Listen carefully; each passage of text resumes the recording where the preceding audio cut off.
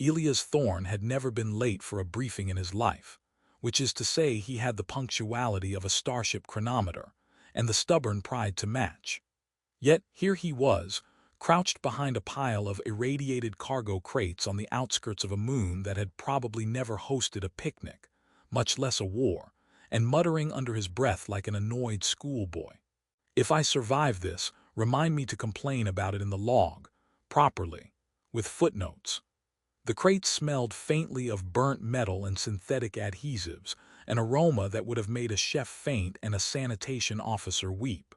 Elias could hear the faint hum of the human patrol drones scanning the horizon, their multi-spectrum sensors blinking like the eyes of mechanical cats. He had always assumed that the worst part of war was the fighting itself, but now, crouched here with his ribs protesting, he realized it might just be the smell. "Commander, you do realize crouching dramatically behind a crate does not make you invisible, right?" Came a voice, dry and sarcastic, from somewhere in his earpiece. It was Liddy's, the ship's AI, who had apparently spent the past few centuries developing a taste for bad humor and subtle insults. "Honestly, you look like a startled mongoose attempting ballet." Elias growled. "Shut up, Liddy's. I've read the manuals, I know what I'm doing." "Manuals," Liddy's replied, tone tinged with contempt, "are for humans who enjoy getting roasted by aliens. Proceed at your own risk, mongoose." Elias, despite himself, snorted. He always liked it when the AI tried humor.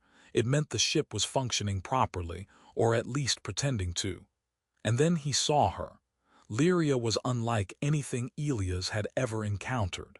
She was standing several meters away, encased in a containment field that shimmered faintly with the soft glow of her life support systems. She looked almost human, and at a distance, he might have been fooled, except for the long ears that tapered elegantly upward, catching stray motes of starlight like antennae tuned to some secret frequency. Her eyes were dark pools of intelligence and command, yet there was something mischievous in the way her lips twitched, as if she were aware of the absurdity of being captured by someone like him. "You know," she said, her voice slipping into his earpiece as though she had practiced the perfect timing for maximum irritation, "for someone in charge, you look remarkably like you forgot to comb your hair this morning. Are humans always this, photogenic under stress?" Elias blinked. I don't know if that's supposed to be insulting or complimenting." Lyria smirked. "Both, it's efficient." He ducked instinctively as a laser scan from a drone swept past. "You're enjoying this way too much," he muttered. "I am," she admitted, then tilted her head, long ears flicking subtly. "I have spent a lifetime negotiating peace, war, and all sorts of bureaucratic nonsense. If this is my captivity, I might as well enjoy the entertainment." She grinned, showing a hint of sharp teeth. Elia's stomach twisted. He was not supposed to find her smile disarming, but he did. A sudden alarm cut through the tension, and Elias leaped into action. "Drones!" he hissed, rolling behind the crate as tiny arcs of plasma danced across the ground. Liddy's, ever the critic, remarked, "Ah yes, Commander, now is the perfect time to show off your interpretive dance skills. I've prepared a soundtrack in case you need accompaniment." Elias growled and ignored her, focusing instead on the chaotic ballet of laser fire and shadow. Lyria, for her part, remained astonishingly calm, almost bored, as though she had seen worse on a routine diplomatic mission. "You know, humans tend to panic in these situations," she commented, her ears twitching. "I would suggest you try the deep breathing exercise I taught the Xyrilian Council once. It's quite effective." Elias paused mid-roll. "Taught them that, how?" "I am persuasive," she said simply, tilting her head again, "and terrifyingly patient. Unlike some humans, I appreciate subtlety." The moment passed in a blur of metal and smoke, and Elias found himself unexpectedly beside her containment field. He studied her face, the way her long ears flicked toward every sound, the faint shimmer of energy along her collarbones, and the way her lips curved with a humor that seemed to exist solely to annoy him. He could have handed her over, could have obeyed every protocol drilled into him since the day he joined the fleet. But for the first time, obedience felt like a cage tighter than any prison. "Come on," he whispered, glancing around as drones hovered closer. "You're getting out of here whether command likes it or not." She raised an eyebrow, one ear twitching. "You do realize this makes you a traitor in every known human faction, yes?" "I realize it," Elias said and offered a hand. "But I also realize it would be rude not to." There was a pause, as if she was weighing the consequences of touching the hand of a human who could very well be his species' most inefficient hero. Then, with a graceful motion that betrayed centuries of training, Lyria took his hand. The containment field fizzled and dissolved, leaving her free, standing tall with a defiant elegance that could have toppled planets, or at least intimidated the entire human patrol. Together they sprinted across the cratered moon, dodging drones and tripping over alien flora that seemed designed to make escape difficult, yet not impossible. Lyria quipped at every misstep. Ah, yes, the clumsy human hero. Predictable but charming in a tragic sort of way. Elias rolled his eyes. "I swear, if we survive this, I'm writing you into the official report exactly like this." "I would be honored," she replied, flicking her ears and somehow managing to look both regal and ridiculous at the same time. As they reached the edge of a canyon, the twin suns of the moon dipped behind jagged peaks, casting shadows that danced and twisted, reminding Elias that the universe was simultaneously beautiful, dangerous, and very, very absurd. For the first time in his life, he realized that he was no longer a soldier carrying out orders. He was a man running beside an alien queen, with laughter, fear, and a growing, reckless hope all tangled together. And in the soft twilight he thought, just briefly, that maybe, if they survived, the galaxy would never be the same again. They paused on a cliff, breathing hard, watching the patrols search below. Lyria leaned against him, her ears twitching, and muttered, "You know, humans are strangely endearing when panicked." Elias smiled, rubbing a hand over his face. "And aliens are terrifyingly smug when they escape capture." "I do try," she said, with the faintest hint of a laugh. For a moment, the war, the politics, the endless calculations of loyalty and strategy all faded. There was just the two of them, and a galaxy that seemed impossibly wide, full of danger and humor in equal measure, waiting to see if two very different beings could survive it together. And Elias, despite the absurdity of the situation, felt something he hadn't felt in years: excitement. And maybe, just maybe, hope. Elias and Lyria moved through the cratered terrain with an awkward efficiency that only desperation and mild panic could inspire. The drones had retreated for now, but the galaxy was a small place when everyone was hunting for the same two fugitives. Elias, trudging through dust and jagged rock, muttered under his breath about the absurdity of his life. Note to self: never let Liddy's plan reconnaissance again, or maybe just don't let her talk to me at all. "You talk a lot when panicking," Lyria remarked, her long ears flicking in rhythm with his steps. "It's charming in a very human, infuriating way." "I call it focus," Elias said, trying to sound commanding, though his ankle still smarted from tripping over an alien root that seemed to have a personal vendetta. "Focus is essential, vital even." "Ah yes," she said, rolling her eyes in a way that made him both laugh and groan simultaneously. "Because nothing says focus like muttering about a ship AI while running for your life." He shot her a look, but it didn't last long because a low, humming sound reached them from the canyon below. Elias crouched instinctively. "Drones again." "No," Lyria said calmly, scanning the sky with her keen eyes, which seemed to perceive the universe in layers humans weren't meant to notice. "Something larger and annoyingly persistent."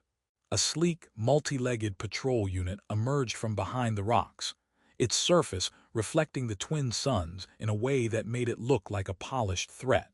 "I see we are not going to enjoy a leisurely stroll," Elias muttered. "Perfect." Lyria tapped his shoulder lightly. "Follow me, and try not to scream like a startled Terran rodent." They dashed across a ridge, Elias nearly toppling into a crater when Lyria sidestepped elegantly, ears twitching as she darted forward like a predator born for agility. Despite her alien grace, she somehow managed to look almost ridiculous while running, like a model tripping over her own heels on a catwalk, and Elias couldn't help but grin. "You know," he panted, "you're making evasion look far too easy. Are all Xyralians born acrobats?" She smirked, flicking her ears. "Most are, but some of us specialize in enjoying human misfortune. You fall, I laugh. Efficient evolution, don't you think?" They reached a narrow ravine where the patrol unit hesitated. "Physics favors us here," Elias whispered, and with an awkward leap, he swung across an overhanging rock, landing in a tangle of vines and dust. Lyria followed, barely breaking stride, and Elias realized with amusement that her long ears made her look perpetually startled, even when she was. "You're enjoying this," he accused. "I am," she said honestly. "And you're funnier than most humans, mostly because of your predictability." For the first time in hours, Elias laughed, a short, sharp sound that made his lungs protest. Humor in war zones was supposed to be dangerous, according to manuals he had ignored, but it felt like a small rebellion and he clung to it. Lyria, catching her breath, leaned against a rock and quipped, "You realize, Commander, that if we survive this, you will owe me many apologies. And possibly a dinner that does not involve freeze-dried rations." "I think I can arrange that," he said, trying to sound gallant, which made him nearly stumble backward into a pile of alien brush. She laughed, a musical sound that made the hairs on his neck stand on end. "Yes, yes," she said, ears twitching in amusement. "You are quite hopeless at being heroic." As night fell, the moon's faint glow revealed the landscape in silver and blue. Elias and Lyria huddled in a cave to rest, and Elias found himself staring at her profile. Her long ears twitched slightly with each sound, the faint shimmer of her skin catching stray beams of moonlight, and he realized that he was utterly captivated, which was inconvenient, alarming, and entirely inevitable. "I suppose," he said after a long pause, "that I should ask why you're helping me instead of letting me rot in a holding cell." Lyria tilted her head, her ears brushing against the cave wall. "Because I am tired of winning battles and losing lives. Because I have watched entire fleets reduce planets to rubble, and I think, perhaps it's time someone did something different. And I admit," she added with a sly grin, "I like your company. You're surprisingly entertaining when panicking." He frowned, trying to digest the confession. "Entertaining, huh? That's your word for trusting a human not to get us killed." "Exactly," she said, flicking her ears. "I am nothing if not precise in my evaluations." Their conversation was interrupted by a sudden clatter at the cave's entrance.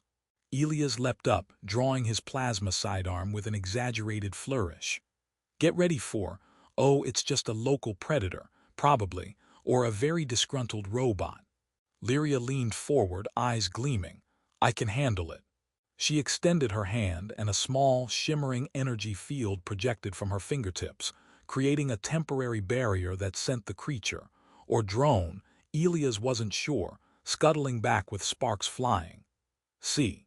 Efficient," she said, flicking her ears like a conductor signaling the end of a performance. Elias rubbed the back of his neck, a grin tugging at his lips. "I swear, you're going to get us killed with that smug confidence." "And you," she replied, "will survive because I find your chaos amusing. It's symbiotic." As the night deepened, they shared stories, her recounting the intricate politics of Xyralian fleets with an almost comic relish, him telling tales of human ineptitude in galactic diplomacy, which she found endlessly entertaining. Humor, they realized, could exist even in the shadow of war. It softened the fear, made the dangers seem a little less insurmountable, and perhaps most importantly, it allowed them to glimpse each other as something beyond soldier and prisoner. At one point, Elias attempted to demonstrate human martial arts, resulting in a graceless tumble that ended with him flat on his back and Lyria trying, and failing, to stifle her laughter. "Remarkable," she said finally, extending a hand to help him up. How your species manages to survive with such coordination. I prefer to call it tactical improvisation, he muttered, dusting himself off. You prefer to call it whatever makes you sound less ridiculous, she replied, smirking. Despite their banter, a tension lingered beneath it all, the knowledge that their freedom was fragile, that their survival depended on staying ahead of forces that would see them destroyed at the first opportunity. But with every laugh, every teasing remark, every awkward step through alien terrain, a bond was forming that neither expected. A bond that was equal parts irritation, amusement, and something heavier, warmer, and entirely uncontrollable. By dawn, they reached a small plateau overlooking a valley of jagged rocks and strange, luminescent flora. Elias scanned the horizon. We should probably plan our next move, he said, trying to sound serious, though the corner of his mouth betrayed a grin. Yes, Lyria agreed, flicking her ears thoughtfully, and maybe stop falling over every 2 minutes. It's distressing for my aesthetic sensibilities. He raised an eyebrow. You have aesthetic sensibilities in a war zone. I do, she replied, and you, human, are testing them daily. Try to keep that in mind when you stumble into the next century of your species' history. Elias chuckled, and for a fleeting moment, the galaxy felt less like a battlefield and more like a stage for something absurd, dangerous, and breathtakingly alive. And as they set off toward the next challenge, running, tripping, and laughing in equal measure, both of them realized that the war they had been born into might not dictate their lives after all. The universe, it seemed, had room for rebels, fools, and perhaps even love. The signal from the human fleet arrived before dawn, a faint series of pulses that hummed through the rocky plateau like a nervous heartbeat. Elias and Lyria crouched behind a ridge, watching the ships drift across the moonscape above them, the massive hulls reflecting starlight like floating slabs of steel. Ah, Elias muttered, rubbing his hands together, nothing like the smell of bureaucracy in the morning. Lyria raised an eyebrow, her long ears flicking in amusement. Are you sure it's the smell, or just your natural human panic seasoning? He shot her a look, but she only smirked, the corners of her mouth twitching with the faintest hint of mockery. You're really going to make me write a thesis on this, aren't you? I would, she said lightly, if I didn't have to survive alongside someone who can trip over a pebble and almost start an interstellar incident in one bound. Elias grinned despite the tension. Humor, he realized, had become as vital as oxygen out here. It kept the panic from swallowing him whole. And he was going to need all of it because the next few hours promised to be chaotic in ways he couldn't yet imagine. The humans arrived first, ships descending with calculated elegance, attempting to cordon the plateau. From below, he could see officers gesturing, issuing orders, their expressions as serious as if they were rehearsing a play on interstellar protocol. Looks like they brought the entire fleet, Elias whispered, and still somehow managed to pick the worst formation possible, Lyria quipped. I do hope they survive my commentary. Don't worry, he replied. I'll distract them with my grace. He gestured to his awkward stance, nearly losing balance in the uneven terrain. It was only moments later that the Xyrilian contingent appeared, sleek ships slicing through the atmosphere with lethal precision. The sky became a ballet of opposing forces, and for the first time in his life, Elias found himself laughing mid-chaos. We're in the middle of a cosmic dance-off, he said, and neither side has noticed how ridiculous it is. Lyria tilted her head, ears twitching, and laughed softly. Remarkable. Humans and Xyrilians both convinced they are efficient. It is charmingly naive. The fighting began with the usual flashes of plasma and the hum of magnetic railguns. But Elias and Lyria didn't run. They moved with intent. Using a combination of human improvisation and Xyrilian strategy, they navigated the battlefield, evading attacks while communicating with both sides through hijacked comm channels. Elias' voice cut through static. Listen up, everyone. Stop firing, seriously, just breathe. Lyria amplified the signal with her energy-manipulating abilities, her ears twitching in synchronization with the pulse of her power. "This is ridiculous," she said into the calm, "and yet it might just work." And somehow it did. The soldiers and pilots on both sides hesitated, confusion replacing instinctive aggression.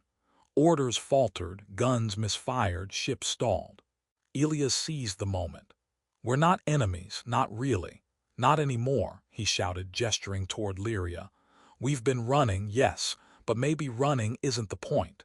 Maybe we're here to see if we can be smarter than we've been."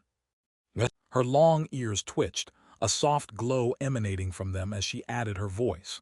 "War is a choice. Peace is a choice. We," she motioned to Elias, "chose each other, and perhaps it is time for the galaxy to make the same choice." For a moment, silence fell. Then laughter, first confused, then incredulous, and finally genuine, broke through the tension.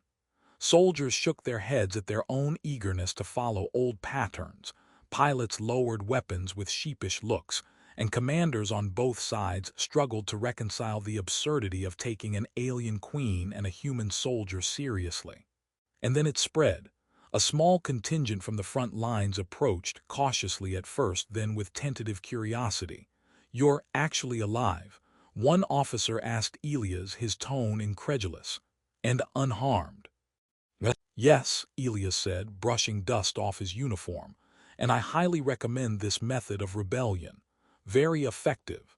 10 out of 10 would run from the entire fleet again." The officers exchanged bewildered glances before shrugging, laughter creeping into their movements. Lyria extended her hand, long ears flicking elegantly, to one of the younger Xyrilian captains. "See," she said, a teasing lilt to her voice. "Not all humans are intolerable, and not all Xyrilians are terrifying." By midday, what had begun as a standoff had transformed into an improbable assembly of humans and Xyrilians, sharing awkward meals from ration packs, joking about who had the worst aim, and debating the merits of alien cuisine versus freeze-dried protein. Elias found himself in the middle, laughing at a Xyrilian officer attempting to mimic human drinking customs, and realized how much he had changed. The soldier who once believed in rigid orders and unquestioning duty had learned that courage sometimes meant breaking the rules, and that love could be as potent a weapon as any railgun or plasma cannon. Lyria leaned against his shoulder, ears twitching lazily as she surveyed the scene. "You've grown," she said softly, almost as if acknowledging a secret he hadn't admitted even to himself. "And you've softened," he replied, smiling. "Just a little, maybe enough to like humans, or tolerate my clumsiness anyway." She snorted, the sound like a wind chime caught in a gentle storm. "I tolerate it because it is amusing, and because you have conviction. Rare in your kind, dangerous but admirable." By nightfall, both factions had agreed to a tentative ceasefire, forming a makeshift council to discuss collaboration rather than annihilation. Elias and Lyria stood on the observation deck of a neutral station, looking out at the stars, the galaxy suddenly feeling wider and more malleable than it had ever seemed. Elias sighed, finally allowing himself to relax. "I can't believe we pulled this off. 2 fools, 1 alien queen, and a galaxy ready to rethink centuries of war." Lyria's ears twitched in amusement. "Fools, yes, but surprisingly effective fools. Perhaps this is a lesson in humility for everyone else. And in patience," Elias added, grinning. "And humor, never forget humor, saves lives apparently." She smiled, and for the first time, he noticed the subtle warmth in her expression, the softness behind the strategic brilliance. "Yes," she said, "and love, perhaps the most dangerous force of all and yet the most necessary." He took her hand, the galaxy stretching endlessly before them, full of possibilities they had only just begun to imagine. "For the sake of love," he said quietly, "maybe all races can face off and finally understand each other."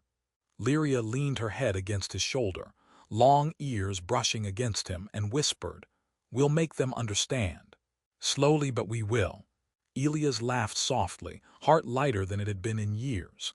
And if they do, well, I suppose we'll just have to keep running and laughing together. In the soft glow of distant stars, the galaxy paused, watching as two unlikely fugitives became a symbol of unity, of courage, and of a love that refused to be constrained by species, politics, or history. And for the first time, Elias realized that survival wasn't just about winning battles. It was about choosing to live, to love, and to defy expectation, one imperfect, chaotic, unforgettable step at a time. The stars shimmered overhead, indifferent, infinite, and yet somehow celebratory, as if the universe itself recognized that change had begun, and that two hearts, human and alien, had shown it the way.